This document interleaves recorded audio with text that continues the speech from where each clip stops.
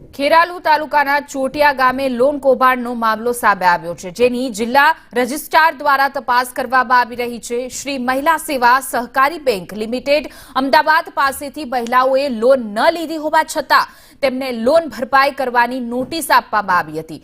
3 દિવસ અગાઉ સંદેશ ન્યૂઝે આ અહેવાલ પ્રસારિત કર્યો હતો। ત્યારબાદ તંત્ર સફાળું જાગ્યું અને મોડી રાત્રે ચોટિયા ગામ પર પહોંચેલી જિલ્લા રજિસ્ટ્રારની ટીમે મહિલાઓની પૂછપરછ કરી હતી। આ ઘટનામાં એક મૃતક મહિલાના નામે પણ લોન ભરપાઈ કરવાની નોટિસ આપી હતી।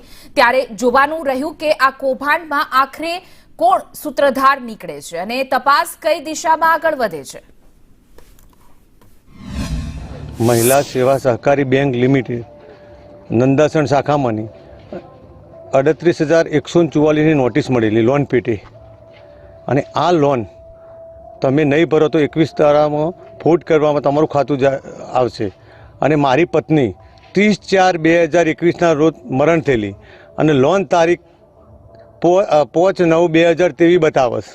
એ નંદાસણ બેંકની અમે ગ્રામજનોએ અને આગેવાનોએ અને જે એફેક્ટેડ પર્સન છે એ બધાએ વિઝિટ કરી હતી।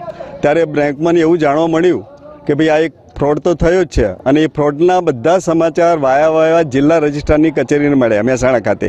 અને એ ટીમને આવી તપાસ કરી તો એ લોકોએ પહેલાં ત્યાં તપાસ કરી નંદાસણ બ્રાન્ચમાં, અને ત્યાંથી માહિતી લઈને અત્યારે મોડી રાત્રે અમારા ગામમાં ચોટિયાની અંદર આવ્યા છે અને દરેક લોન ધારકને પર્સનલી બોલાવી અને એને પૂછતાછ કરે છે કે ભાઈ આ તમે સહી કરી છે, આધાર કાર્ડ તમારું છે કેમ, એની ચકાસણી કરે છે। અને ખરેખર